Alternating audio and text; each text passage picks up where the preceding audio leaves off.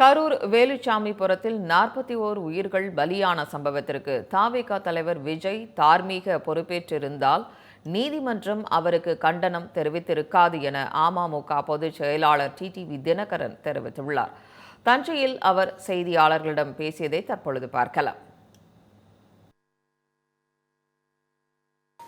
41 உயிர்கள் அநியாயமாக உயிர் திறந்திருக்கிற நேரத்தில் எஃப்ஐஆர் போட வேண்டிய அவசியம் இருக்கு. அதுல கைதுகள் செய்ய வேண்டிய அவசியமும் அரசாங்கத்துக்கு இருக்கு.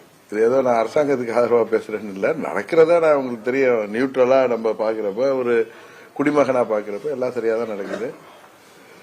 இதுல தவிக ஒன்னும் திட்டமிட்டு இது செய்யல. இது ஒரு விபத்து தான். அவர்கள் கூட்டம் ஏற்பாடு பண்ணியிருக்கிறார்கள். ஆர்வத்தில் அந்த நிர்வாகிகள் அவர்கள் தலைவர் வரும் பொழுது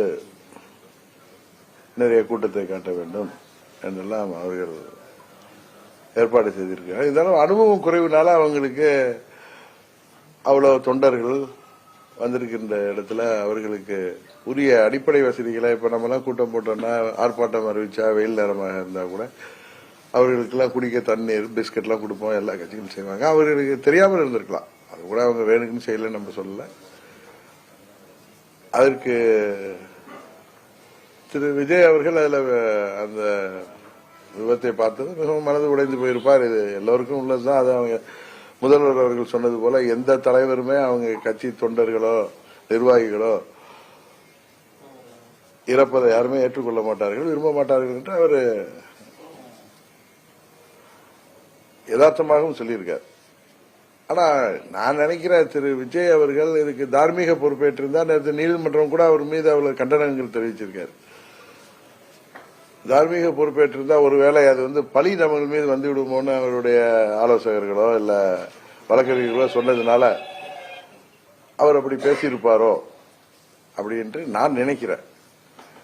இது யாரையும் நான் சப்போர்ட் பண்ணி சொல்லல. அதுல தார்மீக பொறுப்பு தவிகவுக்கு தான் இருக்கு.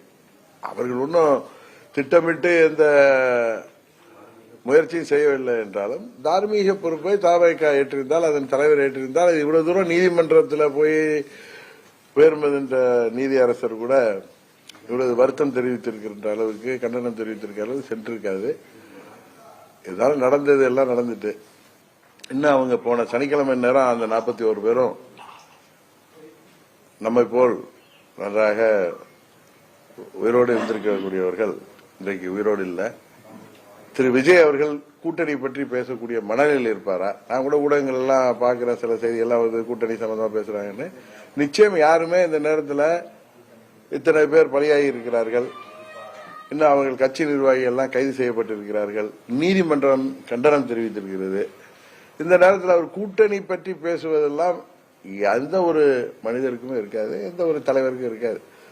நீங்க இதுல தார்மீக பொறுப்பேற்றால் இது நீங்கள் பழியை ஏற்றுக்கொண்டது போல ஆகிவிடும், இது வழக்குல பாதிக்கணும் சொல்லியிருக்கலாமோன்னு எனக்கு தோணுது. இது என்னுடைய கருத்து தான். அதை பார்த்ததும் அதுதான் நீதிமன்றமே அதனாலதான் இவ்வளவு கண்டனங்களை தெரிவிக்கின்ற அளவுக்கு சென்றிருப்பதாக நான் நினைக்கிறேன்.